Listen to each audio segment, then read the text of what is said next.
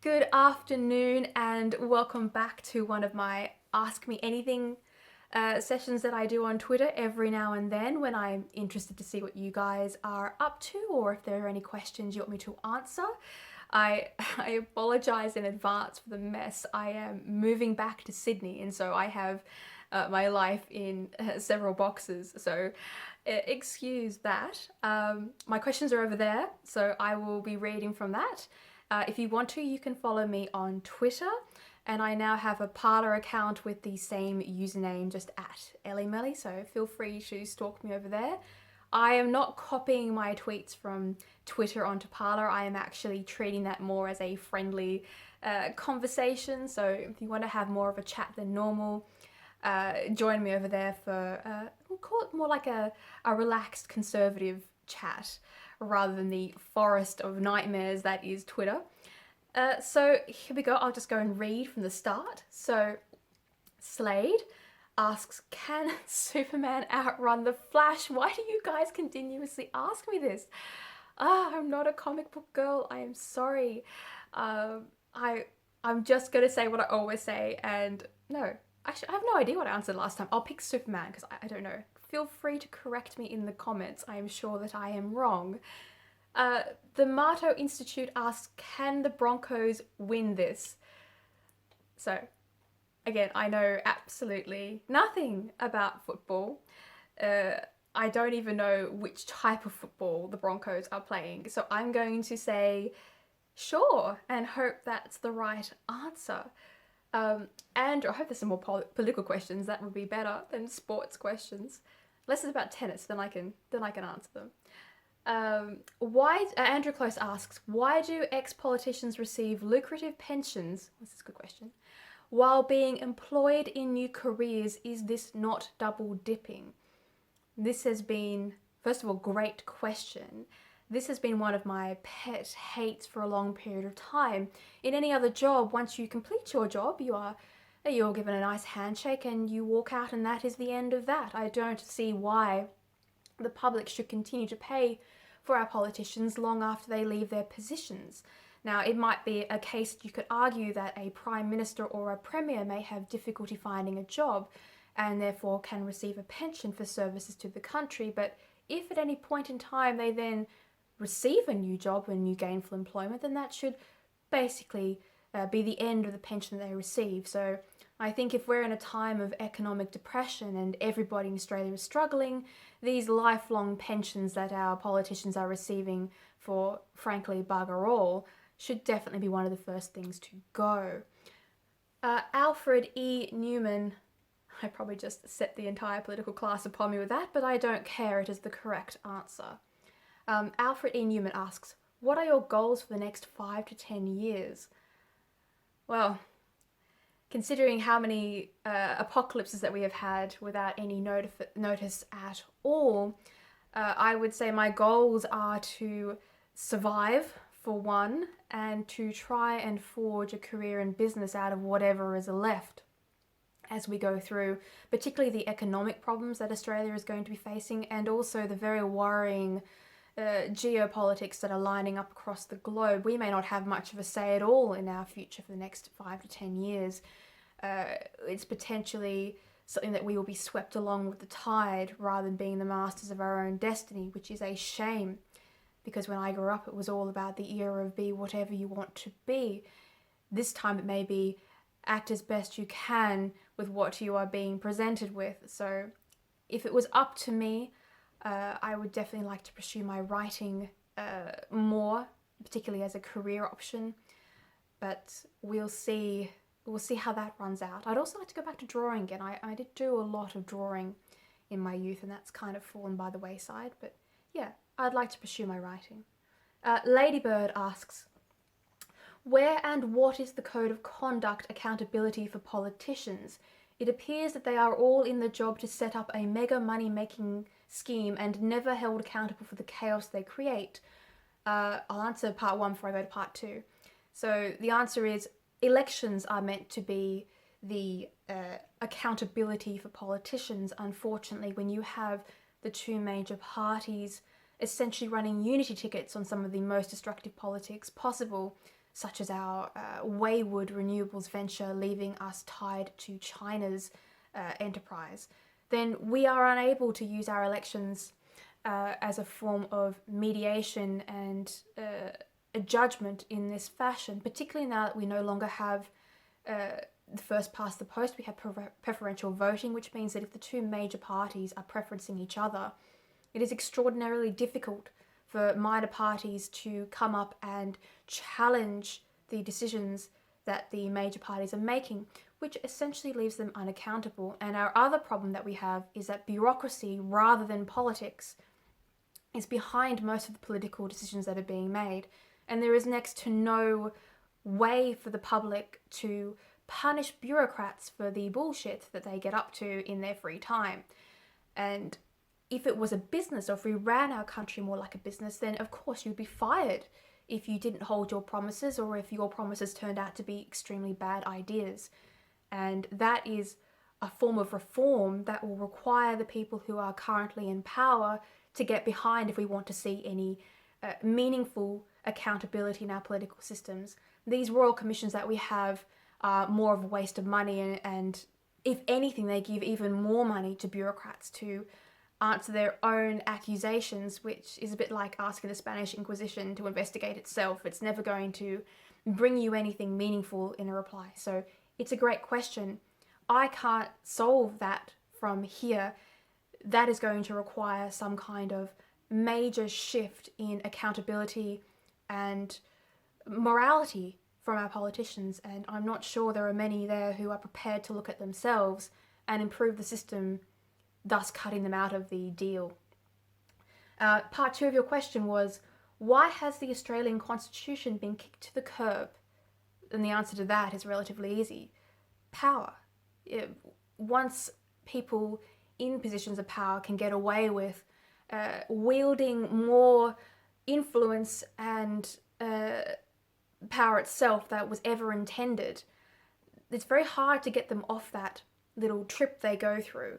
They don't want to relinquish control of these systems because they feel like they can do the right thing sometimes they think they can do the wrong thing, but they feel like they are in control of society if they are like Daniel Andrews, closing borders, locking people up in their homes, or and Anastasia Palaszczuk doing the same thing. And the truth is, in a democracy, we decided, and with our constitution, that our leaders were not going to be allowed to have that much power. That was the whole point. We decided on a system where we govern ourselves and we tell the politicians what they may or may not do with our freedom. And it's up to the politicians to take a look in the mirror and pull back from the power they are wielding over us, because they're making terrible decisions. Most of them are not business people. They have no idea what their ideas are doing to the future of our country. And if you look at what's happening to the business community and people's entire livelihoods under these new COVID-19 restrictions, there are entire generations of people who will not be able to come back from the political decisions that have been made upon their behalf. They were not asked if that is what they wanted to do. And if you talk about the lockdowns, well, you'd have to have a very good reason to initiate the Health Act to override our constitution. And COVID-19 simply is not a good enough reason to say, you're all going to be locked in your houses, we're going to take your businesses from you, and we might give you some money for a few months, but that is not the same as trashing a life's work for families and for all the individuals who will now be sitting around wondering, what's the point? What's the trust level that Australians now have with their politicians if they can work their whole lives and then have everything taken from them because a few bureaucrats and health officials say, we're going to do that.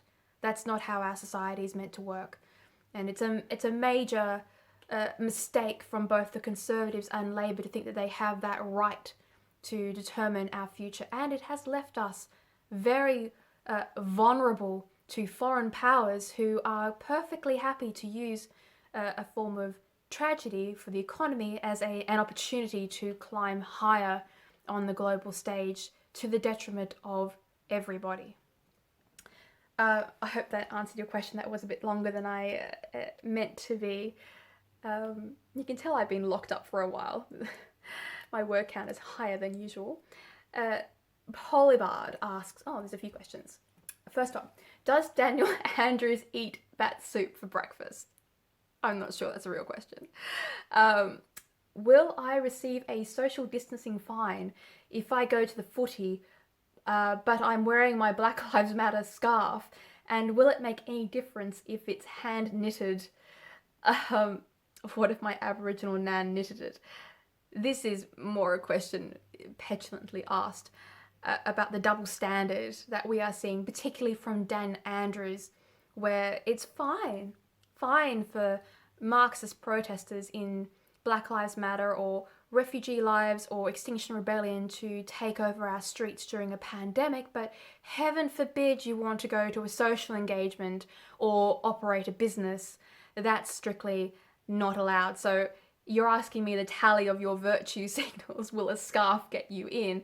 I'm thinking no, because I'm sure they'll be able to tell that you are not one of their little Marxists down there. So no is my answer. And also from Polybard, why is it okay for the media to write stories to agitate trouble when they have a clear vested interest in creating news, but when the fossil fuel industry wants a climate debate, suddenly vested interests are evil AF? The answer to that is also simple, and that's money.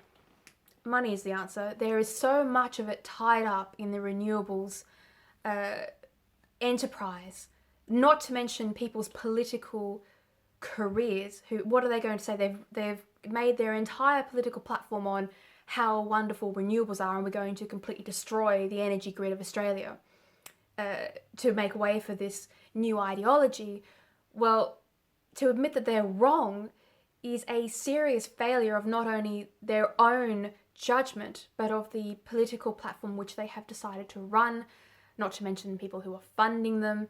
So the very last thing they want is a discussion on the merits of the base of their political platform. And again, it's coming back down to money and politics, because most of these political people are in it for the votes. They have been led to believe that if they say the word renewables enough times, they will be put into power by a naive electorate. And now that the clouds of doubt are descending, even from within the renewable sector itself, from a lot of hoodwinked people who are starting to come out and say, you know what, we made a mistake, or we were lying to you on purpose. It's very difficult for them to sacrifice themselves on the altar of, oops, we misled you for votes. So the reason that they don't want you to have a debate is because debates are the fastest way to show up which side has the detail and which side has the propaganda. So you're not going to see a wonderful replay of the debate about Darwin that happened in the Royal Science Institution. You're not going to see that, because that is a turning point in ideology, and it would destroy whatever's left of this, at least the marketing campaign behind renewables. Not to mention the green bond debt that our governments have signed us up to. So the government is now responsible financially for the failure of renewables, and the business people who set it up are still going to walk away with the cash whether it works or not. So the governments are prepared to pass legislation to make it work, if only to make their spreadsheets for the Treasury look good. And of course, it's just adding more and more debt to a problem that's not going to fix itself, because it is not going to work. The concept is flawed in its entirety. So watch out for that. That is coming. It should have been the story of the decade, but unfortunately a few other apocalypses snuck in. But that one is still coming. That those $1 trillion of green bond debts are still there. We are still tied to them, and the projects themselves are still going to fail. So we'll move on to Stephen Young asks, our visible universe spans over 14 billion light years and contains more than 40 billion trillion stars. With the astronomical number, it seems impossible to imagine other civilizations do not exist beyond our own solar system. Do you believe the universe is teeming with life? So for those who don't know, my original science passion was astronomy. I was head of the astronomy club. We were involved in a CSIRO joint project with NASA for a radio telescope. We used to tour when we were little, giving talks and lectures on space. And so, yes, I do think the universe is teeming with life. Not only is it a statistical probability, but it is also pretty clear from our own solar system that as soon as you have amino acids forming in the vacuum and they come into contact with a reasonably hospitable environment, we start with life. Like, life on Earth started very early on and was erased a couple of times and came back again, which tells us that life is determined to survive. And considering that the building blocks of life are scattered throughout the entire universe, as far as we can tell and have been able to see, it seems highly unlikely that we are living alone by ourselves. I think that would be the improbability, and life is the norm. I also seem to think that the lifespan of our sun and where we are, we're actually quite early for a star cycle to have gotten to this generation of solar cycles. So we may be among the first advanced civilizations to crawl out of the universe, but we certainly won't be alone. And we'll have a lot of trouble seeing our friends because the vast distances mean we're not looking at each other at the same time. So even if they were just across the way, we're looking at their past, not their present. So we may never see any of our friends, but I guarantee you that they are out there. That's it. I'd like to see us get a few more planets under our belts so that we could get a better idea of what's in our own solar system. I still reckon there's stuff on Europa. That'll be fun. Probably stuff that wants to eat us. I mean, if the universe is consistent, no matter what we find, it's going to try and kill us. It'd be like Australia, but expand to the entire universe. Aussie asks, who do you think will win the US election? Trump. I mean, what do the Democrats offer? Burning cities, Marxists, anarchy, race war. It's, you know, you'd be crazy if you're an American and you voted for hair-sniffing Biden and what will be Hillary Clinton when they work out that you can't put Biden in a position of power. Sorry, I'll get past this. Okay. Sorry, the Twitter app is kind of crap. Right. Astrological asked, if you're driving at the speed of light and you switch your lights on, would anything happen? Not to an outside observer, because you will reach your observer at the same time as the lights from your headlights, so you will know about it when they run into you. Why is Trump going to win and by how much? I sort of answered that before, because basically in times of hardship people gravitate towards strength. That was one of Machiavelli's great lessons, that you must be a strong leader if you want to have a following, and Trump has already shown that. And also the Democrats are standing for what? They seem to be standing for communism. Some of them are standing for anarchy. Others are standing for world socialist governments. But in general, they appear to be standing with the criminals in society who are tearing apart neighborhoods. And when it comes down to governing a civilization, you might have some kids on the street who think it's a great idea to have a few parties and kill each other in stolen cars and loot the heck out of a Nike store. But to raise children, people require peace, stability, and income. And the adults in the country are not going to vote for the wholesale destruction that the Democratic Party are offering. I mean, it is their cities that are burning. It is their counties and their councils that are the ones who are in turmoil. And I don't think that is a recipe for winning. I'm hearing from the state's lifelong Democrats who oppose carrying weapons, as do I, who are now buying firearms to protect themselves. And that tells you that their own party, the Democrats, their voters are not not on board with this new radical uprising of idiocy that is going on. So that is why Trump's going to win. I think it'll be a landslide. I think he'll win in a landslide. Tim Elpson asks, has anybody yet challenged a social distancing fine in court? I think there were some that were overturned before they got to court, so they were challenged, and the public pressure was such that the police withdrew them because it didn't look good.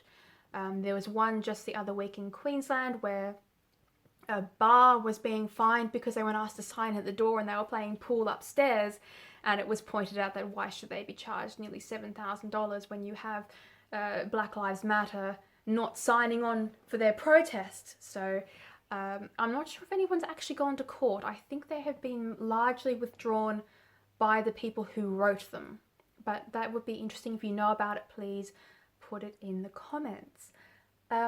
Felix Cat asks, with regards to our Indigenous population and their perpetual cries of victimisation, what would it take to fix this and make them happy? Billions spent on their welfare, housing, education, they get a free pass just about everything, so what will actually appease them? So the answer has been obvious and the same for every people throughout history, and that is that you treat them equally. We know how to bring people out of poverty. We have done it ourselves in many different times in different places. That requires citizens to be treated equally, for citizens to go to school. If their parents don't send you to school, they get punished. For abuses of alcohol and drugs to be punished. Basically, if you apply the rule of law equally to all citizens, it will eventually cause people to behave in a similar fashion.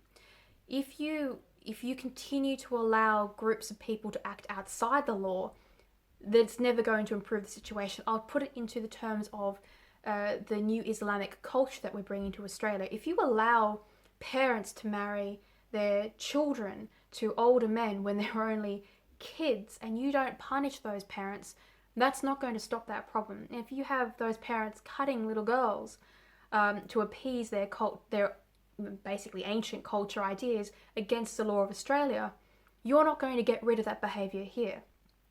So we have a generation or problem in some areas where kids aren't getting their education, they're not being brought up to value their education, and because they don't have access to that, we're getting trapped in cycles that are no good for anybody. In particular, it's about if you keep handing people welfare, which this happens in any race or culture, if you don't have to work for what you have, not only do you not value what you have, but you do not aim to achieve more. And so we have to seriously rethink the way we structure welfare to make sure that people are being encouraged to earn a living. And once you earn a living, responsibility comes with that, and most of the other things follow through from there.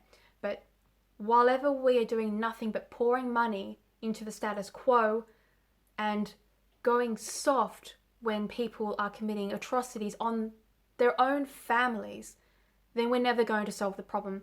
And the other problem that we have, and Warren Mundine and Jacinta Price talk about it often, is that there is an entire victimhood industry built around the Indigenous question, which absorbs most of the money. So instead of the money going to building schools and enforcing law and order so that people have half a chance to breathe and without being attacked and brutalized by each other, they're not getting a fair chance at life because these systems of victimization around them who profit from keeping Indigenous people in misery, we're not going to get anywhere. So we know which laws work. We know how to police ourselves to encourage people to move forward. But yeah, we have to do something about this fortune being poured into victimhood. They're only using it for power for themselves, and we're getting nowhere with it.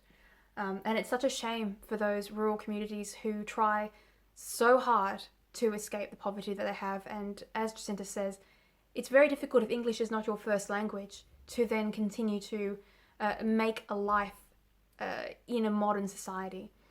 And it just shows you that there's so little interest in these victimhood groups to help people get an education and to get out of their cycles of violence and drinking. It's just a shame. So the answer is we've got to dismantle the entire victimhood industry built around the Indigenous community if we're going to get anywhere. It's also insulting to treat people as if they are children and need to be treated differently to other Australians. We are all Australians and we should have the same governance for everybody. So yeah, that's my answer for that. And Philip Greischober actually basically answered that in his reply to that question. Misty McLeod, author, says, can you find out if Jacinta Ardern can eat an apple through a tennis racket? I'm just going to roll over that as a petulant question. What is the airspeed velocity of an unladen swallow? You guys are hilarious. Typhoid Mary, self-isolating since '89, asks, second question, why was this communist flag paraded just behind the Aboriginal flag in the recent Black Lives Matter protest in Sydney? And then she's attached a screenshot footage. Now the answer to that is Black Lives Matter is a brainchild of Black Power, which is a Marxist communist supremacist group that operates across the world. They are endorsed by the United Nations. They are a violent group and they are a racially charged group that basically are out for reparations. They want anybody who's not black basically to be subservient, and they are hardline communists. And so the communist parties of Australia and the organisations, as well as socialist and Marxist organisations, you can find them on Facebook, they have been motivators behind these protest rallies. They are out there spreading the word, getting their supporters to come. They're like AntiFur, just another variation on the same toxic theme. So the reason you've got communist flags here and also in Europe and in America is because they are trying to use the Marxist Black Lives Matter, Black Power thing for their own gain in the political world. Sorry, my phone recording cuts off every now and then. So the second answer is to this question of Black Lives Matter and communism. This is not the first time that the communist movement has tried to use a racially charged Black Lives Matter style, not a riot, but a protest in order to gain power. The same thing is true of the last dozen or so civil rights movements in America, in which the communists are right there behind these protests, trying to drum up enough of a narrative to get themselves elected into power. Now, obviously, the communist movement is not about civil rights because communism takes away your civil rights, but they are able to hoodwink naive groups of people into thinking that communism will give them a say and give them power, when of course all that happens as soon as you have communism is that nobody has a say and nobody has power except the people at the top of the communist regime. So it's a long history of communism getting behind Black Lives Matter style events. And so you can always expect to see them in the background or even in the foreground, getting in the way of the occasional genuine problem. Black Lives Matter is not a genuine organic movement. It is a well-rehearsed group that have been sitting here for a long time. Before all they went viral on the news, they were there on their social media accounts trying to drum up terror for COVID-19, claiming that it was somehow a white problem, that black lives were being lost at a different rate and proportion during COVID-19, and that it was the fault of the white management, therefore communism overthrow the system. Which of course they ditched entirely when they decided to take to the streets in violation of all of the quarantine measures. So they are not, and before that, if you go back even further on the Black Lives Matter accounts, you can find they were all about no climate justice without racial justice. That was their line for the Extinction Rebellion campaign that was running. The only difference is that the press never noticed what these people were up to, and so the press have approached Black Lives Matter as if they are an organic uprising, which they are not, and anybody in the press who tells you that they are has not done their research and knows absolutely nothing about the movement. They're just a talking head on TV, which is disappointing, because if you spread the narrative of Black Lives Matter and you don't know what they are about or where they came from, you are helping a communist regime seize power from democracy. And that is on you, whoever is up to doing that. So I'm very disappointed by people who can't be bothered to do even a small amount of research. Peter Vesperman asks, how do you debunk the notion AntiFur are a well-meaning group who have been hijacked by far-right extremists? IMO, they are a Marxist ideologies, anti-establishment capitalism records. So I do this all the time. The easiest way to debunk AntiFur is to tell the truth about AntiFur. AntiFur, and I have posted it many times, were a brainchild and creation of the Communist Party of Germany. I think it was 1932 or 1936. They were created by the Communist Party of Germany in collaboration with Stalin to act as a violent youth organization in order to try and overthrow Hitler. Now, let's not forget that Hitler and the Communist Party and AntiFur were fighting on a very similar ideology for power. So they were like, you had the socialists on one side, the communists on the other. Both of them used fascist tactics. Both of them were violent. Both of them collaborated officially during different periods of Germany's history in order to destroy and kill the last of the democratic movements in Germany. Now, AntiFur went through a couple... When they say anti-fascist, by the way, AntiFur has always defined fascism as the natural occurrence of capitalism. So when they say they are anti-fascist, they use that word interchangeably with capitalism, which is why they come after our capitalist cultures. It's why they call people like Trump a fascist, because he's a capitalist.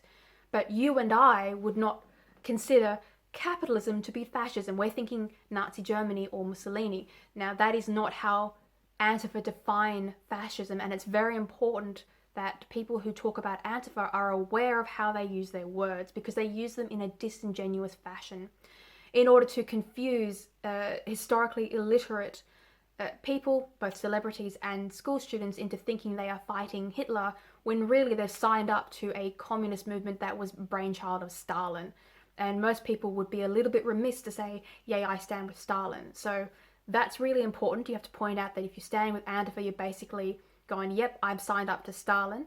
The other thing is that anyone who says, well, they were reimagined in the 70s, that is true. AntiFur was basically relaunched once again by Germany in the 70s. The only difference was the Communist Party of Germany, who relaunched AntiFur in the 70s, did it under the persuasion of Maoist communism, which, considering Mao has the honor of being the greatest mass murderer in history, that's probably no better than being founded by Stalin.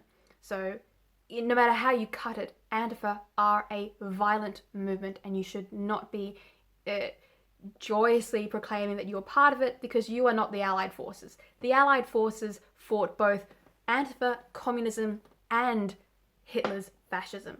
So anyone who posts those little pictures saying, I'm AntiFur, and with an Allied photograph, you tell them that's complete rubbish. AntiFur was defeated by the Allies, just like Nazi Germany. So that's how you have a go, and just really give it to them, because these guys are dangerous. They believe in violence. So here we go. JustMe has asked, what will it take for Dan Andrews to realise the errors he's made with China and to end the agreement? I don't think Dan Andrews has signed up because he is naive. I think Dan Andrews has signed up because he knows exactly what he is doing. He's been promised power, he's been promised finances, and he's not going to come out and say, oops, maybe China was a bad idea, unless the politics, of Victoria are such that he has no choice but to denounce them. And so politicians are led around by election victory. So if it becomes obvious to Dan Andrews that the only way that he can win the next election is to denounce China, then he will do it. But he will not do it because he believes he was wrong. He will do it because he's trying to stay in power.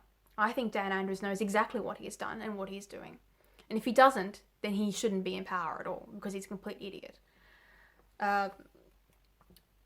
Guns in Australia asks, what do you think the Whitlam papers will reveal, and do you think juicy bits will be redacted? Well, it's been a long time since Whitlam, so I presume that we won't have any redactions. I'm so sick of Whitlam, to be honest. I think if anyone is really invested in the Whitlam story, they'll be fascinating read. But I think we basically know what happened. So yeah, I think it'll be interesting, but not world-changing. Carl Strehol, I hope I pronounced that correctly, asked, why am I now finding people who deny the crimes of communism, that the Soviet Union and many others like China were not that bad and wasn't responsible for millions of deaths, or that they are exaggerated? The answer is because we have had several generations of kids educated by communists, Marxists and socialists, and they have been telling our children that communism wasn't so bad, that the deaths that happened under communism were either a lie or they were not the fault of communism. And there has been nobody paying attention to what our children are being taught to stand up and say, that is incorrect. You are being taught lies by a propaganda movement who are trying to seize power from you and put it back into the hands of communists. So the answer here is straight up propaganda. And it is inside our universities, it is in our media class, it is being rewarded by politicians who, it's almost like communism is now cool. Even though we're super concerned about one criminal being murdered in America, which is bad, but at the same time, he's not a martyr. He's a criminal. He is a terrible person. This is somehow being used as, well, a movement to say, let's bring back communism, even though communism has killed, 100 million people. So you can't tell me there's any morality being used between these movements. We have opportunists who are taking isolated incidences and trying to manufacture a vision of communism that is not real. They're painting capitalism and democracy as evil when it's not, and you can prove that it is not by the fact that we have queues of people at our door fleeing communist nations. So clearly, which system that you live in and choose to live in is the better system. I always find it fascinating that these kids are sitting there on their iPhones in luxury, on their parents' money, and they're saying, let's bring down capitalism and put communism in its place. But they wouldn't go and live in a communist country. They try and blame the state of Africa on colonization without ever once going through the detail and looking at the state that colonization left Africa in was far better than what happened as soon as you had the Marxists and socialists and communists take over various countries in Africa. As soon as you got those ideologies in there, you had starvation and corruption and dictators like the world has never seen, because that is all communism ever leads to. It is a system of corruption, servitude, and poverty. So the answer to your question was very specific until I went off in a random tangent, but basically it's propaganda, and it's not being answered by... we're actually losing our knowledge of the world by reprinting and editing knowledge as we see in real time. Like if you go to Wikipedia, I've noticed that the articles on communism and capitalism and colonialism and culture are being edited into these Marxist worldviews that are simply not correct. So we are going to require people who are prepared to put a bit of research in to get back out there and start correcting the record, because we've got a whole layer of academics who are paid on public money to do nothing but sit there and lie to our kids. So I ask anybody who has time to start putting this back together again. We have still got living today fabulous historians, but we are ignoring them, and we are not putting them in our schools, and we are not teaching them in our curriculums. And it's going to end in tears like it does every single time.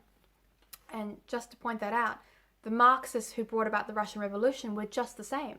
They were living off other people, often escaping to democratic capitalist neighbouring countries and continuing to stir up a false idea that ended up killing their own people. And they still showed no remorse for the carnage they caused, and nobody is learning from their mistakes. Robert McConnell asks, who's your favourite member of Westlife? Oh god. It's a 90s boy band, back when boy bands were a thing. And I do have Westlife songs still on my gym playlist. But I don't think I ever learnt their names. So I don't have a favourite Westlife person, but the song would be obvious. So there we go. That's my answer to that one. Simon Colwell, why is Kevin Rudd so weird? I think Kevin Rudd's what happens if you create a person and you give it too much ego and not enough common sense, and that's where you get Kevin Rudd. Doozle74, in excess or cold chisel? I think I'm gonna go with cold chisel, even though that might get me murdered. Robert Herbert, why are there not more women who identify as libertarian? Well, in my experience, women who are either conservative or libertarian or anything outside of far left radical feminist, they're at work. They're too busy earning their living and pursuing careers. They're not sitting around on social media going, I identify as a libertarian. You don't need to. If you're a libertarian, you're just off doing your own thing. So this need for the left to identify themselves continuously, like they're wearing little badges and name tags on themselves, like, look at me, I'm a feminist.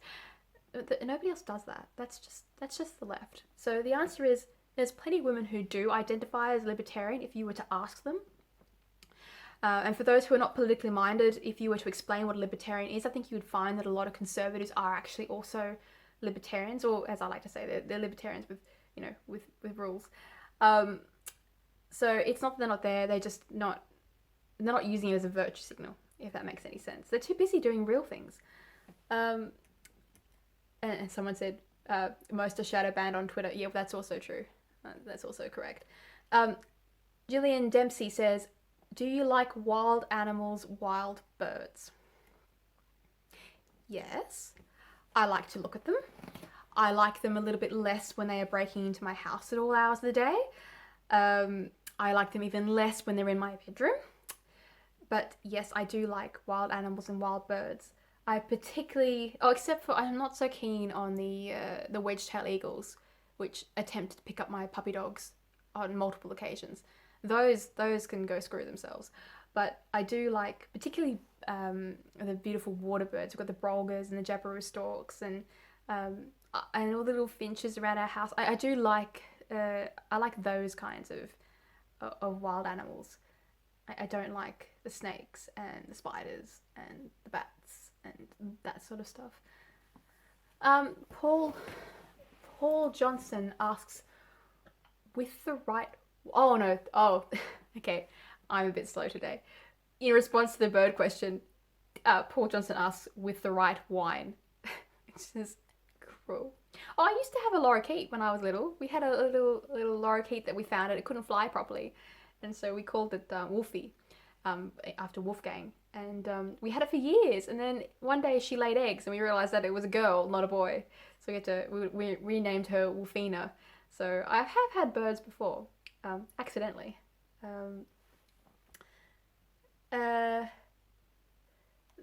Someone just posted a gift with what's your favourite colour? Pink. Which I'm wearing now. Muna asks, did you take the red pill? No, I was born this irritating. So, no, I didn't. Always like this, unfortunately. Nothing I can do about it. Portes, something I cannot pronounce, I apologise. Will we see riots here in Australia, and if so, what's the best way to smack two soy-infused heads together? So this was posted on June the 4th. So yes, we've already had riots here. That was predictable because we are always copying American politics, which is not a good idea. So basically, the police should have policed the protests correctly, like they police everybody else. That's how you stop this from happening. Typhoid Mary asks, why are we still in lockdown 2020 when thousands are protesting together in huge crowds? Because the protests are politically advantageous for certain politicians. That's why. Mike, how does... Oh, they're just asking how this works. Like this. You ask me a question, I reply. Robin, what's your favourite band? Oh, Christ. Right now, probably Imagine Dragons right at this point in time. I Imagine Dragons, I think. Are you having coffee? Oh, hey to George.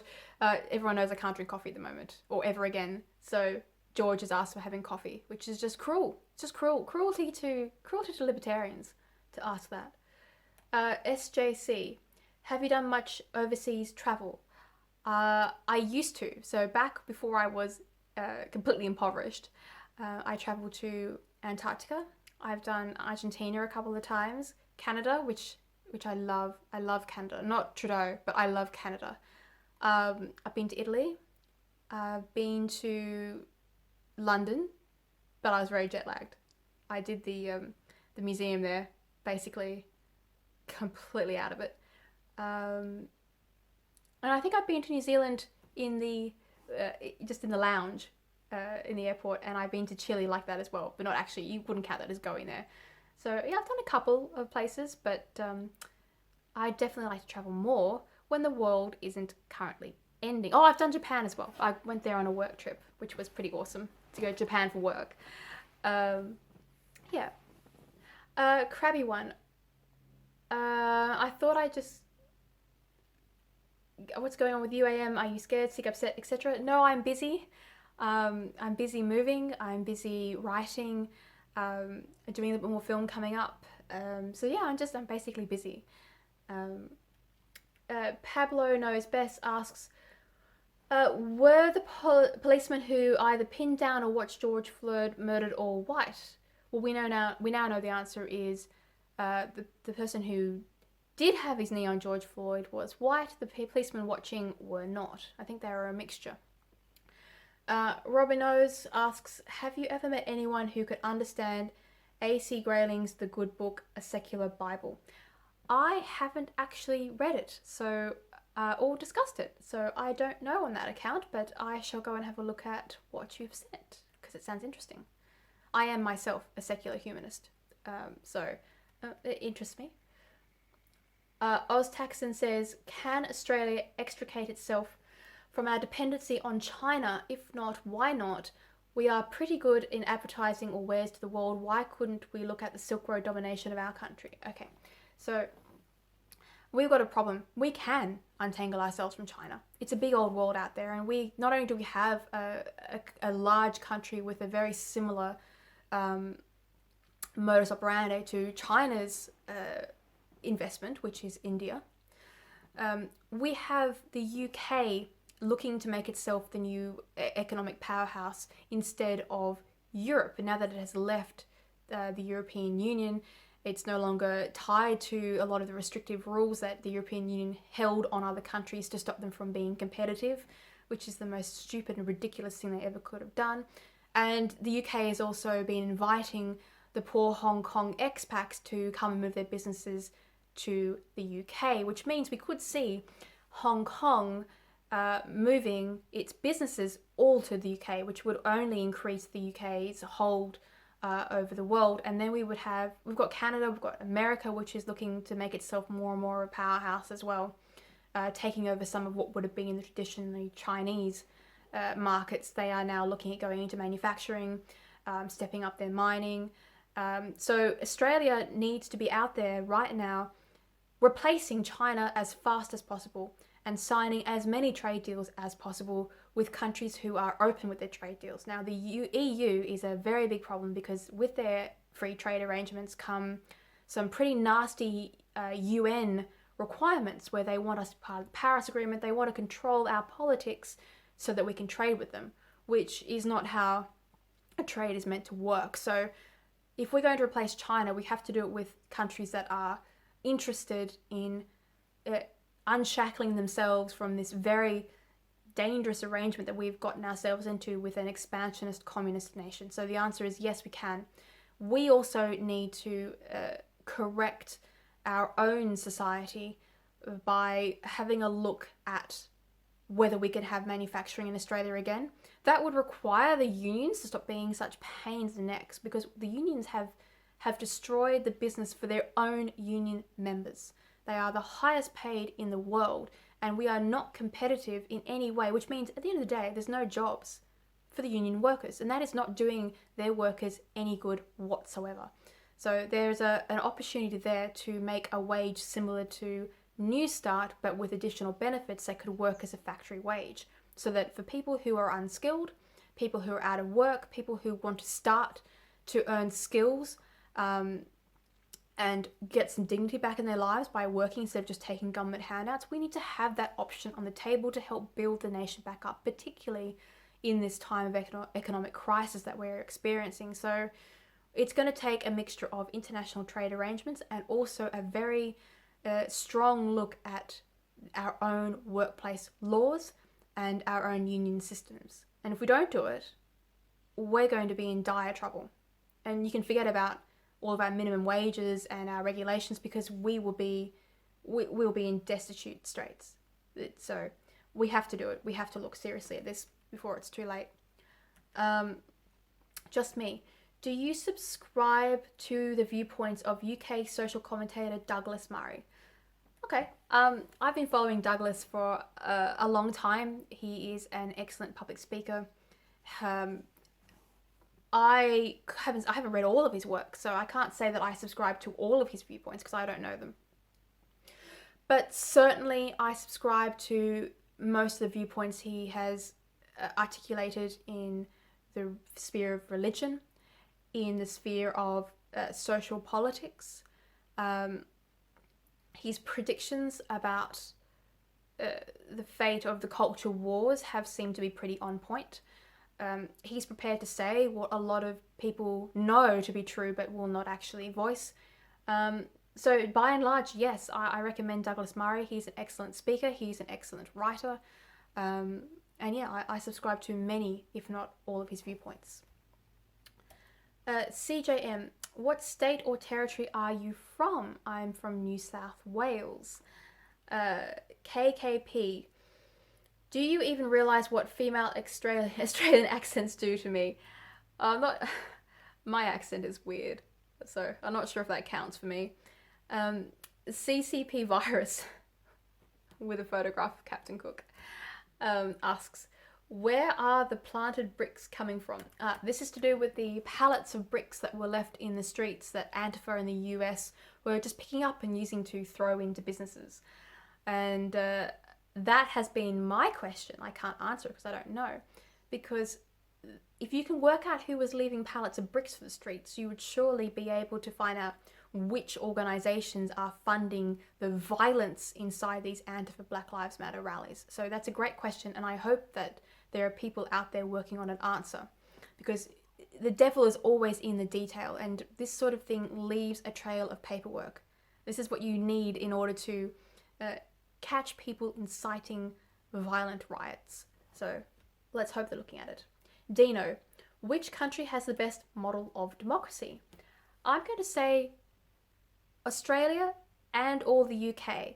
So I'm a big fan of constitutional monarchies, in that the way they divide the motivation of power is possibly the most stable system that the planet has ever come across. Now, for those of you in America going, oh no, monarchies, the monarchy that we currently have in the UK, and obviously for Australia's sake, is not the monarchy of old. They are essentially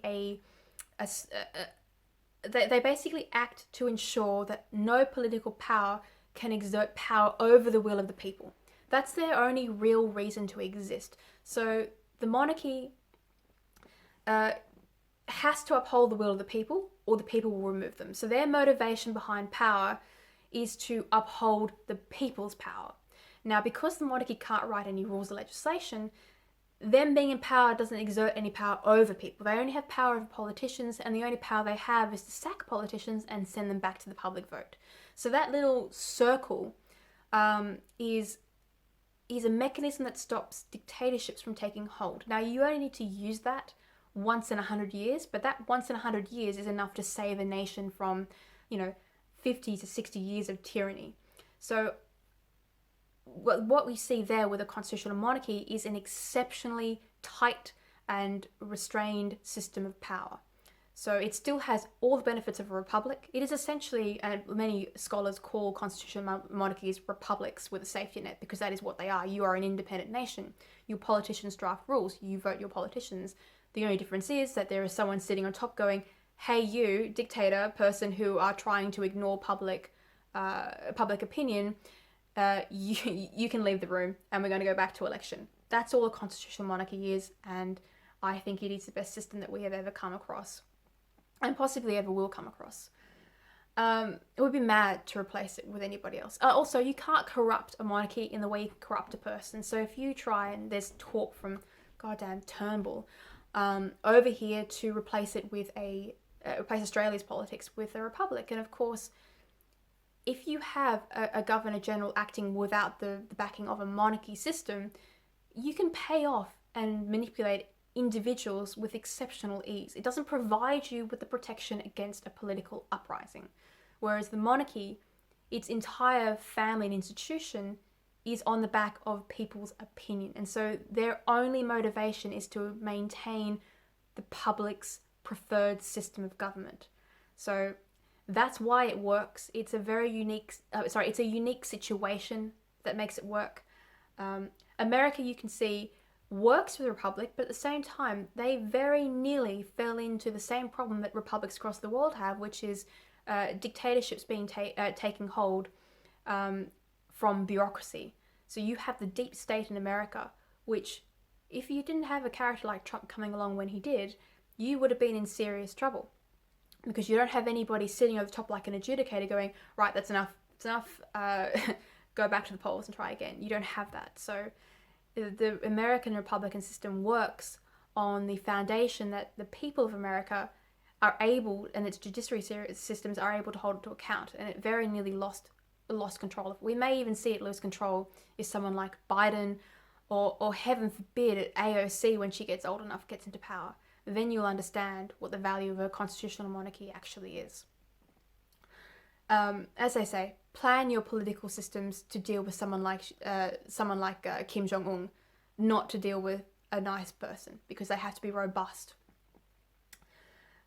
So I've got Zalul Youssef.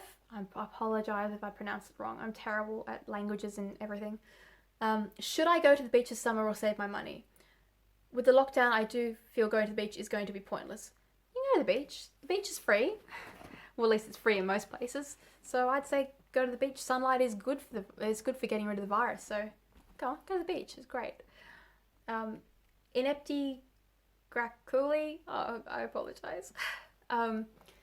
What's your favorite plant in your garden and why? Easy. Snowdrops. I love these little snowdrop plants that pop up out of the lawn. I don't know who planted them, but they were here when we got here.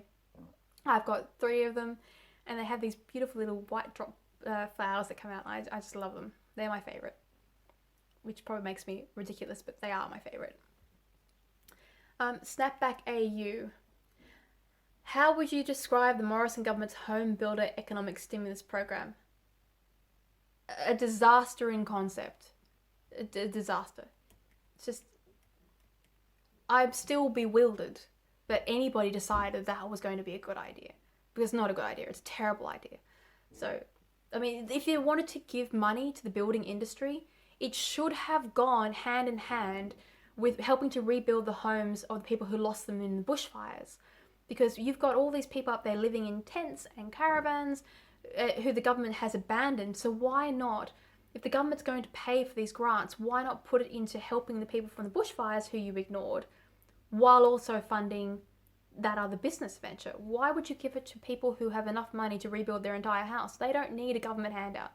So it's just, it's a failure of concept. It also it lacks empathy, it lacks vision, and people who come up with that, they obviously can't see how bad the suffering is in this country if they think that is a good idea, because it's not. It's not a good idea.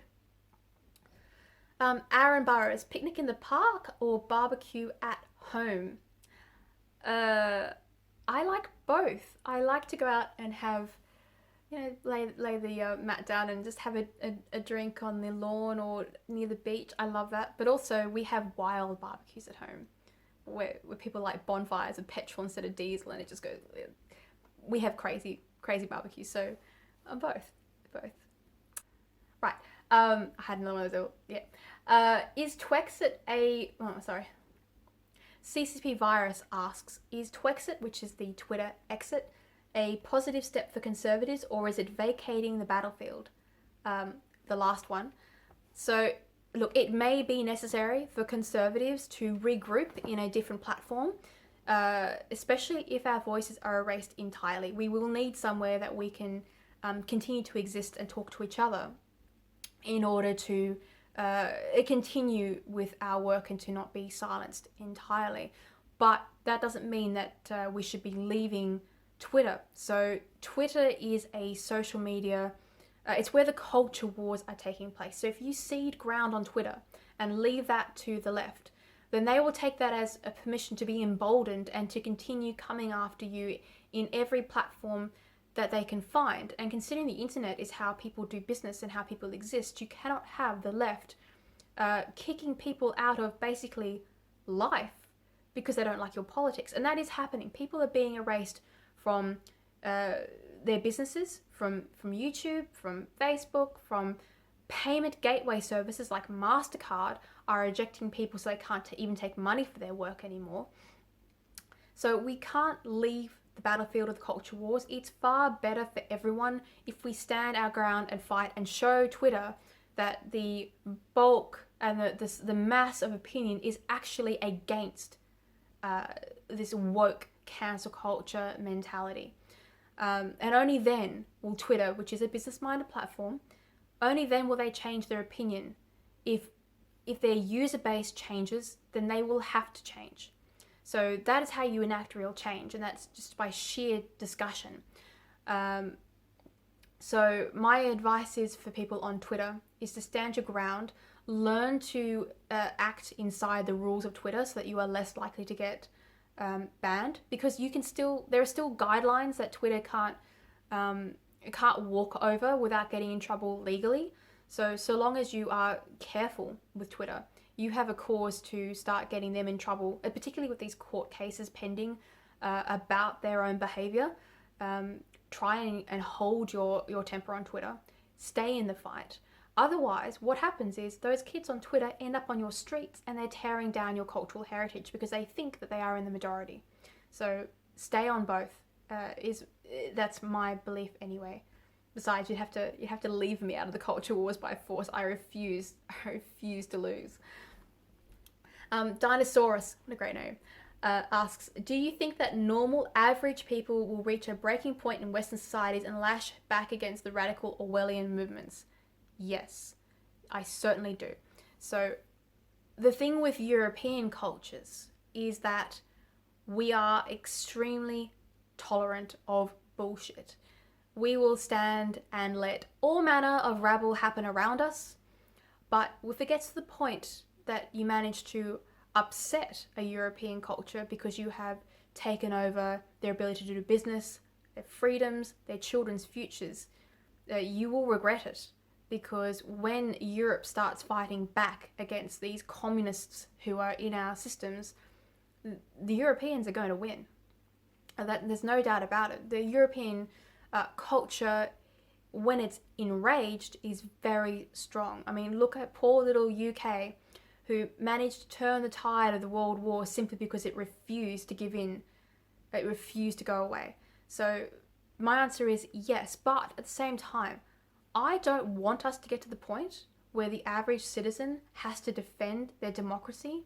That shouldn't happen. We pay our politicians and we pay our police forces to protect us from exactly this kind of thing.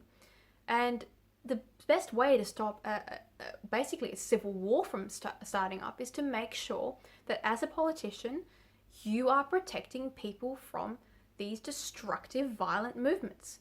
So if we ever end up in a situation where we have a civil war, it is purely on the shoulders of politicians who did not do their jobs. So please, I implore politicians to start doing your jobs. Otherwise, the people will do them for you, and that is not going to look pretty, and it should never reach that point. But at the same time, humans are predictable. They will protect their property. They will protect their families. That's an inherent feature of being a human being. So it's entirely predictable what will happen if we're not protected. And I hope they understand that's how civilization works. I'm just starting to worry that our politicians are completely blasé to human nature, to history, to everything. They just seem to live in their own world where they can do whatever they like and the status quo will remain the same. It's not how the world works. It's really disturbing. Forget a Canberra bubble. It's a complete political bubble they live in. Lester PK, do penguins have knees? I love penguins. If you've ever been to Antarctica, they're the most adorable things ever in the world. Southern Trader asks, how did you come to write for Penthouse? A happy accident. And I have nothing but praise for Penthouse. They are a wonderful organisation, especially for writers. We get given a lot of freedom. Jason Ryan, our love of democracy coupled with social media and 24-hour news cycle has seen the substantial rise of political weapons such as identity politics and opposition solely for the sake of opposition. What's our way out of the political swamp? So, for a start, it's not a function of social media. The culture wars have been happening across the world for all of history. We just use whatever medium is available to us in order to wage them. So in 2020, we have social media and we use social media, but it's not a function of social media, it's a function of humanity. We just decide to tear ourselves apart over ideology continuously. The problem, again, you're talking about the media and opposing for the sake of opposition. It's not so much the media, it's the political class who drive the media. So you've got politicians who prop up and pay for parts of the media. And so because the media is funded by a political movement, they are acting like an arm of propaganda for that movement. And that is why we're seeing the rise of what you call independent media, which in 2020 comes in the form of bloggers and independent writers, because the stories are out there and the truth is out there, but you've got media who are uninterested in it because they have advertising executives they have to keep happy, and those advertising executives are often tied to political movements themselves. And so if you have a story that you want to run which runs counter to the narrative that certain political ideologies set up, the marketing people who put ads out in your publication will leave you if you attempt to print a story that is true. Now and the marketing, it's such an, how do I put this? It's such an underrated problem for truth. So marketing is the reason that Facebook and Twitter are engaging in mass censorship. It's not just nutcase politics. It's to do with marketing organizations giving a fortune to a social media platform and they're not wanting their ads to appear next to certain content, even though the content is user driven. So understanding the platform, these marketing execs sign up because they want the people and the views, but then they want to start to control what is and is not allowed on that platform because they somehow think that if their ad appears next to something they don't like, that is a reflection on their brand, which of course it is not. And that is the lie that was told early on, that ads must be put next to things that they represent, instead of ads just being a random thing on the side of a page, which is what they always were. Now, groups like the Sleeping Giants exploit this to this little thing to its end where they say they start targeting advertisers. So if you had an advertiser who didn't care about what their ads are appearing next to, which is what it should be, they will start making it a point of public opinion that they are tying themselves to whatever they're appearing with. And that's how they start to defund and deplatform people and organizations that they don't like, using this advertising stick that they are trying to wield. Now that is a serious problem for the media class and for truth, because it's allowing money and only money to drive stories and to drive the narrative, when of course it should be the narrative that is driving the press. Now, how we get out of that, either companies have to start saying no to political pressure groups and saying, look, we purchase ads on a platform and we don't associate the content our ads appear next to as being our viewpoint, because we're a company, we are not part of the publication. But I doubt, with advertising departments full of millennials who half them bloody AntiFur out in the street causing this trouble, I don't see them growing up anytime soon, until of course the companies, which are the next target, by the way. These people are anti-capitalist. They don't want these companies to exist. They're using them to dig their own graves as far as marketing is concerned. So once they work that out, it'll be too late. So we can't count on advertising communities to grow up. So it'll have to be news publications funding themselves from subscribers, not from marketing dollars, because only then do they have half a chance of producing content that is accurate. At the same time, we have to stop paying for government-funded propaganda. So if the ABC, in this world of saturated media, wants to run an operation, they should be running it voluntarily on viewerships and subscription like everybody else is. Because once that happens, they will be disempowered and they will be held responsible for their own content. And that will balance the field quite a bit if people have to pay for their rubbish. And that means they'll have to lift their standard and perhaps actually publish truth rather than just whatever the latest political party says they should publish. So it's sort of there's a real answer, which is the marketing companies, but then there's a reality, which is it'll have to come from some redistribution of funding back toward merit rather than just propaganda. It's difficult. It's a difficult thing to deal with.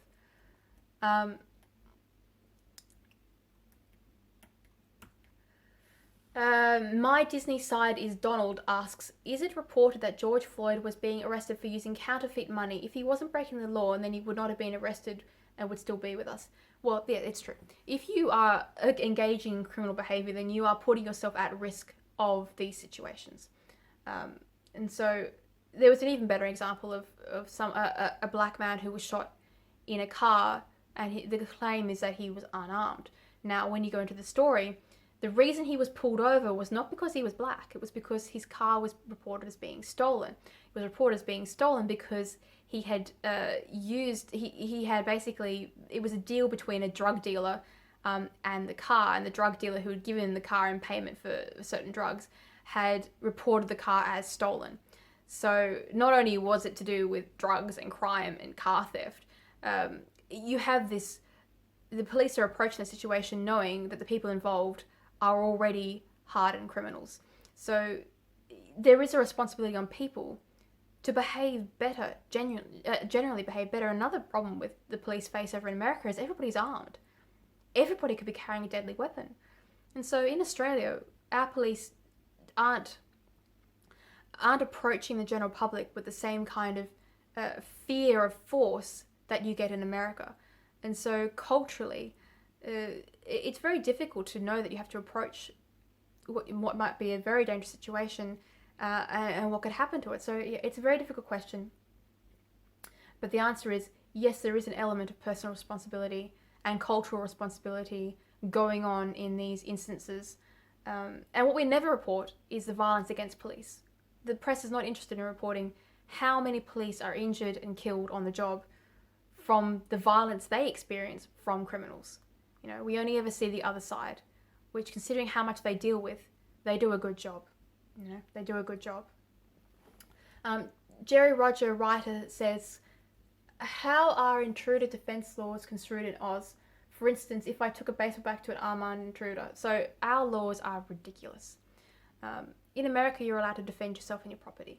In Australia, we have to meet the person who's trespassing with equal force, which, considering that these things are normally the work of moments, if someone appears with a baseball bat, I have to go and find a baseball bat to meet my intruder. If I pick up a knife, they could consider that to be unreasonable force to deal with an intruder.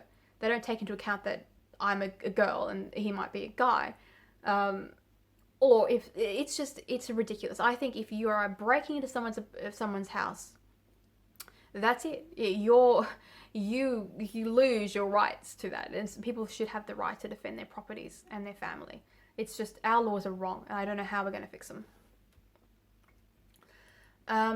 Vance, hey there, Alexandra.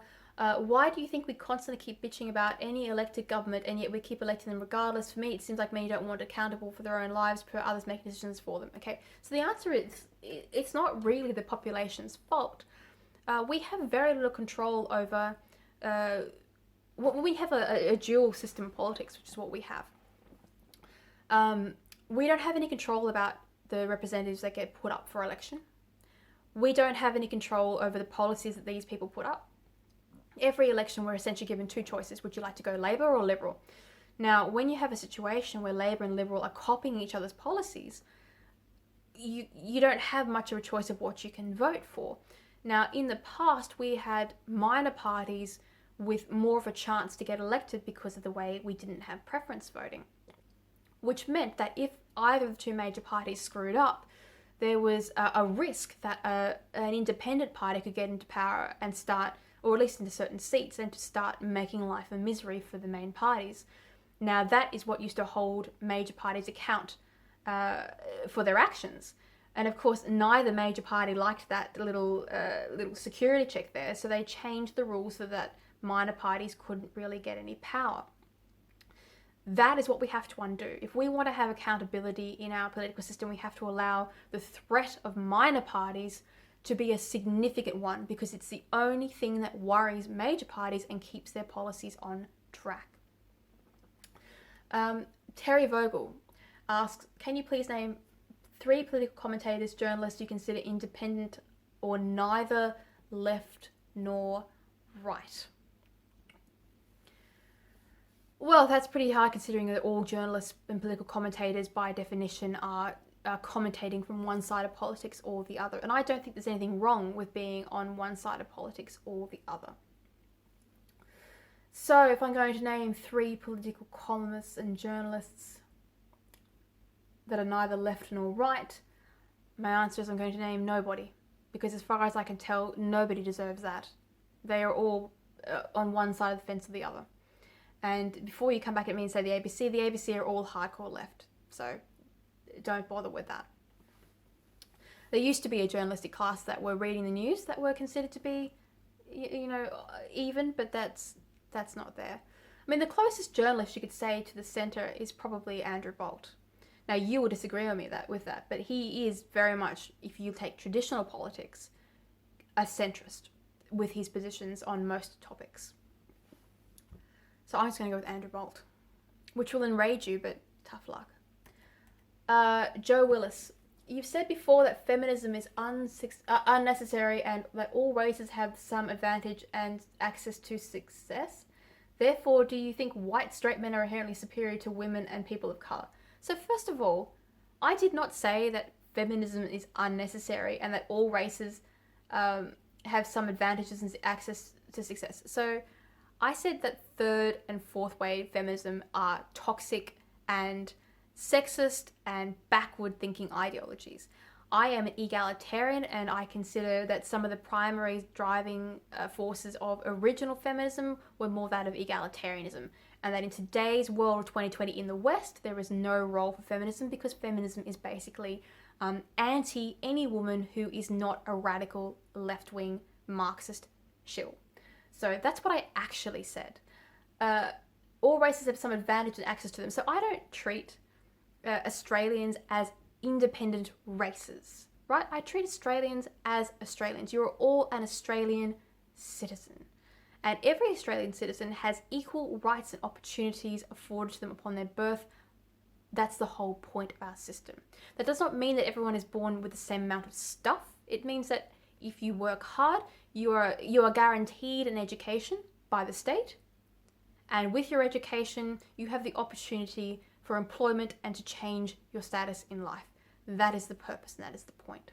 So, for you to follow on with therefore, after two factually incorrect statements, do you think that white straight men, please stop being racist and sexist, are inherently superior to women and people of colour makes no sense other than a reflection of your own prejudices. We are all individuals. We are all equal citizens with different interests and different outcomes depending on how hard we work and how the luck of the draw. Like, you have to remember that life throws shit at people unequally. And it's unfair. Everyone has known that life is unfair from the dawn of time. But how you deal with what is thrown at you, that is what makes you the person that you are. And so your comment is basically lying about what I said to begin with, and then drawing a conclusion that is a pretty hideous representation of identity politics and how the left are thinking about people as genders and races rather than individuals of a country they belong to. Had Enough Stuff asks, why does, generally speaking, mainstream media always take left-leaning positions in reporting, analysis and discussions, and worse still, get away with it? Seems if you're left, you are a xenophobe.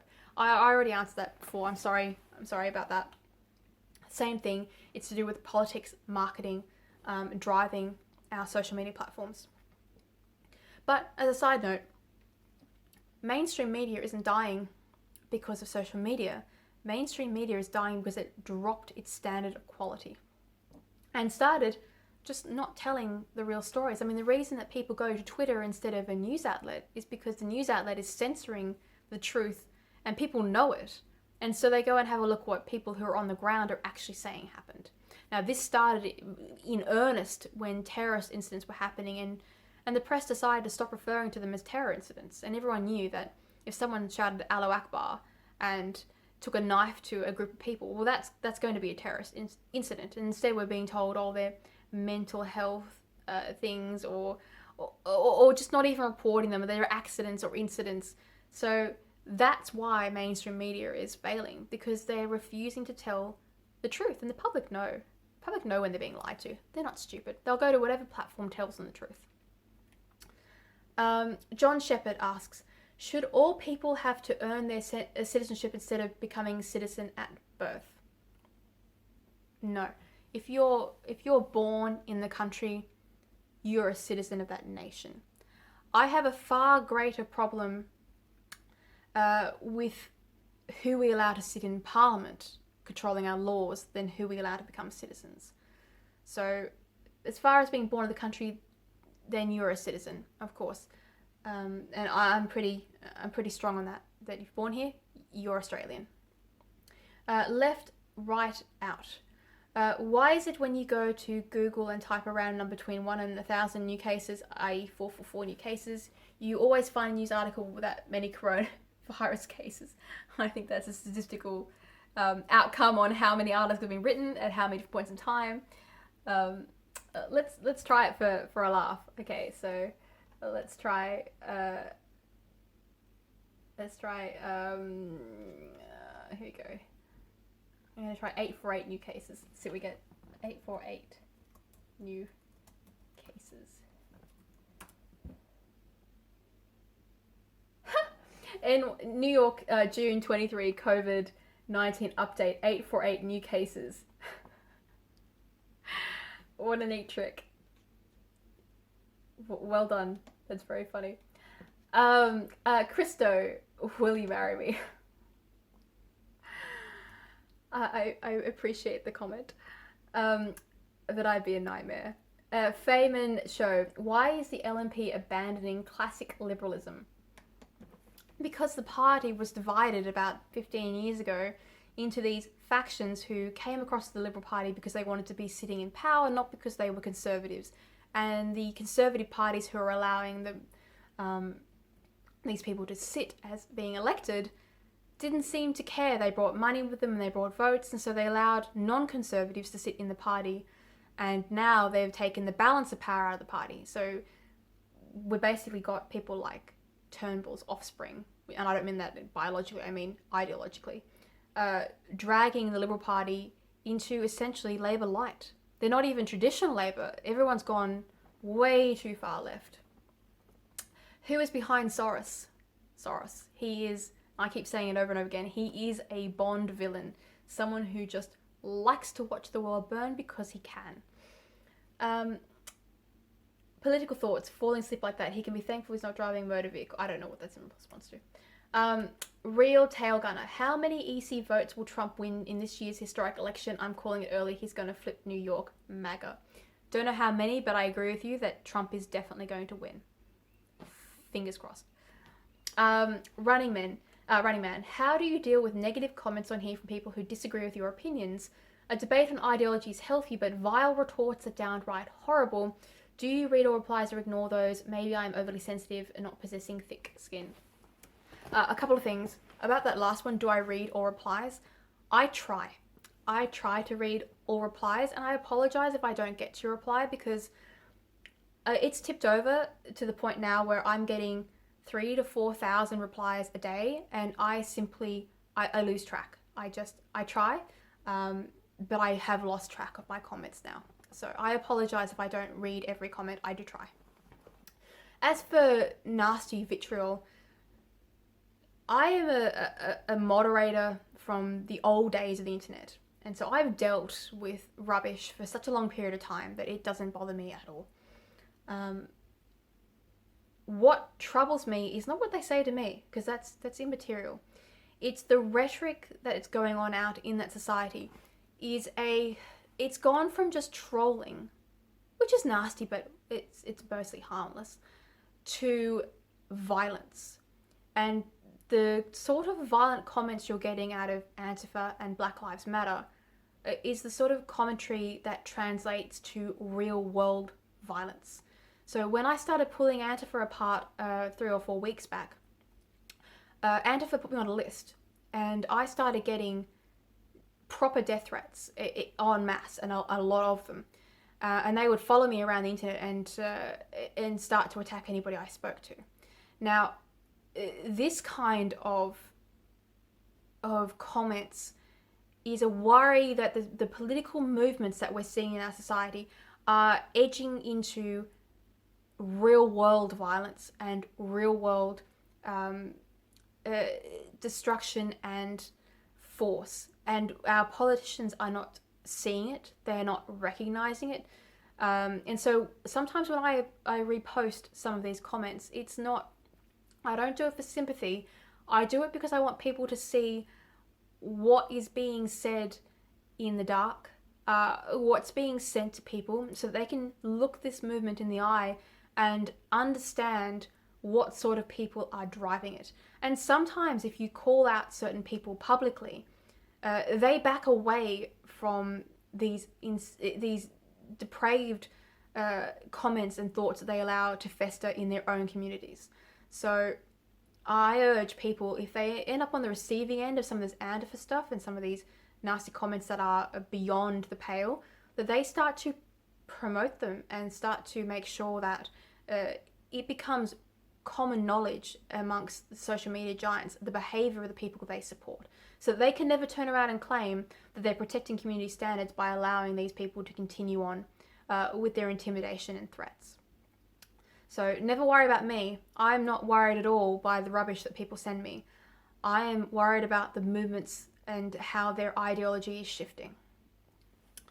And that's a skill, by the way. If you learn, you can learn to ignore rubbish like that. It's difficult to take everything personally, but you mustn't try and take the internet personally, because you won't get anywhere if you do. Just try and take advice from your friends. And I'm very careful with whose opinion I value. I value my friends' opinions and my mentors' opinions, and if I lose good faith with them, that is what I pay attention to, not some trolls on Twitter. Bored AF asks, Do you think fake news should be outright condemned? Or is it a little bit okay here and there, like telling a white lie? So, for a start, you can't get rid of fake news, because fake news is a mixture of mistakes, inaccuracies, and lies. And if you start to try and censor the content of news, you have to do that. You must appoint a moral arbiter, and that person and that organization is beholden to certain political affiliations. So that's how you end up with propaganda.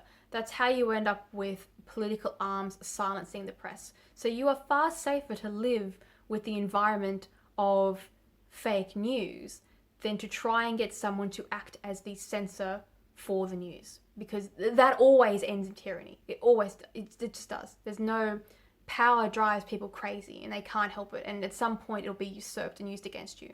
So my answer is, if you find fake news, point it out. Now, fake news tends to die, so if you leave the environment open without a moderator, then fake news dies because it gets contradicted so many times that it cannot uphold itself. So that's really important. And the only way to fix it is worse than the problem itself. And so you must never err toward censorship and moderation. You must resist that urge to be protected from information and opinion. Murray asks, can you explain why Black Lives Matter, but if you're an innocent black person who was killed or beaten by or had your stolen, your stuff doesn't matter? So that's just, again, it's the inconsistencies of Black Lives Matter. And that's explained simply by saying that Black Lives Matter is not it's not a movement based upon morality. It is a movement based upon politics, specifically Marxist and communist politics. So they are using martyrs and figureheads to enact politics. They are not fighting for justice. You can tell they're not fighting for justice by the very demand that they tear down the legal and justice systems. So it's just, if you spend more than 3 seconds thinking about AntiFur's goals and Black Lives Matter's, their behaviours, their demands, you can see that they are nothing but a dangerous political uprising. Paul White, who, by the way, I've got you on mute most of the time because you're an annoying piece of shit, has asked, given your concern about AntiFur and their links back to the time of the Weimar Republic, are you worried the US under Trump is unstable and open to take over from radical groups, left or right, or as that German government? So first of all, the only organizations in America, political organizations, that are destabilized and at risk of being taken over by AntiFur are the Democrats, considering it is the Democrat mayors, it is the Democrat cities that are dismantling their police departments, that are bowing to the mob. That is not Trump, that is not the Republicans, that is the Democrats. So in answer to your question, the only risk that a government has of being destabilized is if you take the left line of trying to appease the mob of communists when that's exactly what they want. So if you want to see a destabilized, ruinous America, go and vote for a Democrat. They're the ones who are letting the cities burn. They are the ones on their knees to AntiFur. Mr. Whiskers 2019 asks, are you going to send a free bottle of gin to me in Canada? Maybe. We'll see. On that note, our rum is nearly ready to ship out. So for those of you who have pre-ordered rum, I think you're getting sent a few reminders, and that date is approaching swiftly.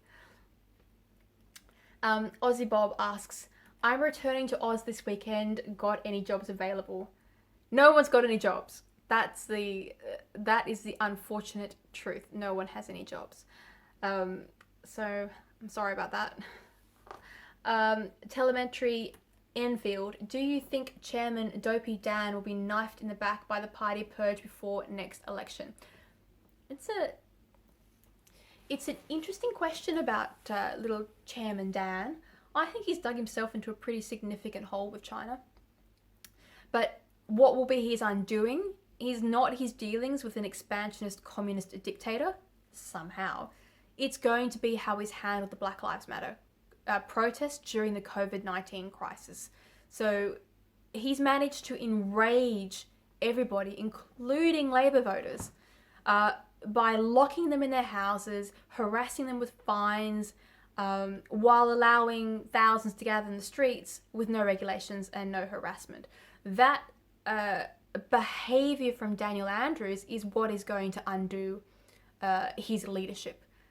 The question is whether someone like Tim Smith, who has been managing to make himself trend every couple of days in Twitter, good on you, Tim Smith. That is the way to go if you want to unseat Labour. You have to play them at their own game. Or if Labour itself is going to find a way to phoenix itself and come out of the problem of Daniel Andrews.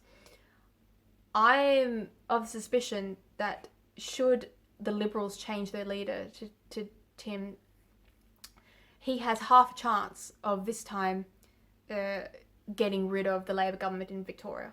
Now, fingers crossed. I mean, they are basically a southern state of China at the moment, which is just disgraceful. Conservative Crypto asks, how do you cope when you're attacked for your opinions? So it's a slightly different question to before. I take two approaches. If you're attacked by random nonsense, I either ignore it because it's just propaganda, or I repost it with a joke if I'm bored. And sometimes I'm just bored. I think you guys will enjoy it. If there's an opportunity to have a discussion with someone that you might either learn from or change their mind, I will engage sometimes. Every now and then you do manage to change the someone who's been subject to propaganda. If you can phrase your questions correctly, you allow them to think through the natural outcomes of their cause, and that is more valuable than anything you can do, because you can only dismantle these radical movements one member at a time. There's no good shouting at them from the outside. You have to get inside those movements and talk to the people who are in them and find out what they have been told, and to get them to challenge the rhetoric that has been given to them. As far as people who you can't change, but you want to engage with them, that's how you learn what the points are that the movement will argue against you. So if you want to learn how to answer arguments before they're even posed to you, then you have to spend some time talking to people who are converts. And it may seem like some of you query why I bother. I bother because it allows you to argue better in the future. And that is an important thing to engage yourself with from time to time. Otherwise, you'll end up like the Canberra bubble with no idea what's going on. So that's how I deal with that. Question, how do you suggest we stop people like Dan Andrews colluding with China? Why are states allowed to make decisions independently, such as investing in Chinese ventures? That is a question that I don't understand myself. I don't see how individual states are able to enter into deals that may throw our national security into question. I don't understand that. I don't understand why the Liberal Party and the National Party in their coalition are so disinterested in our national security. When you speak to some of them, it becomes obvious that half of them do not take our national security threat with China seriously, and others are prepared to just let it go. We have to have people in power who start to look at China and go, China is a real threat. They're a threat to not just our sovereignty, but global peace. And we have to stop rewarding them by offering them contracts inside Australia. Now, the states, if you live in Victoria, stop voting for Daniel Andrews. If you want this to end, stop voting him in. It's as simple as that. I mean, no one can change that except the people of Victoria. So please, just stop voting for Labour. That's how you'll get rid of China. Okay, I've got a few more questions. Let me just scroll up here. Retweets. Get rid of that. Okay, so this is Slumyard. During the 80s, the chief VFL/AFL umpire, oh no, it's another football question, officiating in comp was an Aboriginal, Glenn Jesse James. He commanded total respect, albeit in a more racist time. Since we've become more PC and woke, we haven't had one. Why do corporates like AFL virtue signal but choose not to truly empower? we have to stop talking about race and employment in general. And you raised a great point, because the Greens have got members in their party who are now advocating openly for hiring people based upon their race and their gender, which is disgusting. A political party should not be able to run in Australia with racist platforms like that. And if they do run, Australians should not be voting for them. I, of course, agree that people can run their politics, but it's just such a sickening platform to run on. And it seems to be being imported from other countries who engage in race politics. If we go back to treating people as individuals, you end up with a variety of people in jobs. But if you start hiring people based upon their looks and their gender, you end up with people who might not be the best person for the job. And all that does is cast certain people in a bad light because they didn't earn the job in the first place. That happens with education as well, where if you lower standards for a particular group to get into a course and then they don't do as well, it's because they weren't supposed to be in that course in the first place. It happens with women. We have some problems where we are put into positions who we didn't earn it, whereas women want to earn their position. They don't want to be given it because they've got a pair of tits. That's just, it's insulting, and it leads to civilization having a poorer opinion of us. We should be encouraged to fight for our spots, and to engage in employment based upon our achievements. And in 2020, there are no impediments to women or Indigenous people achieving positions in any industry except ourselves. And yes, it will take time for populations to change what roles we go into and to become educated and to move into those areas, but you can't force it with quotas, and nor should we, because that is just another form of discrimination. So the reason I think that's not why we have a rise in racism. That is coming from racially charged politics and movements entering the sphere. So if you push racial politics on people, you'll get a pushback. Whereas if everybody stops talking about it and stops treating people as races, then racism tends to go away. So the whole point of the Enlightenment and Western civilization is we treat people as individuals, not races and not genders. Now, social justice politics likes to break people down into victimhood groups so they can get some political mileage out of them. Now, that's a very hideous type of breaking human beings down so that you can pit different people against each other based upon features of their anatomy they cannot change. And then suggesting that I don't know how much you guys knew about Occupy Wall Street, but they used social justice politics to break the people down into groups and then assigned their civil rights and their right to speak based upon a mixture of their gender, their race, and their sexuality. That's where social politics is heading. And it's disgraceful. We have to go back to individuals and achievement, and we'll be a lot better off. Rumid asks, I have one. Why don't the media provide us with the truth anymore? Instead, they all want to put their own bias on reporting. Same. I apologize, I've answered that question already. It's to do with the mechanisms that drive the media. Hobson, I'll kick off. Why is it a really bad idea for New South Wales government to be subsidising bad driving by the gainfully unemployed? Now, this is to do with a move by the New South Wales government to give a 50% discount off driving fines if you are on welfare.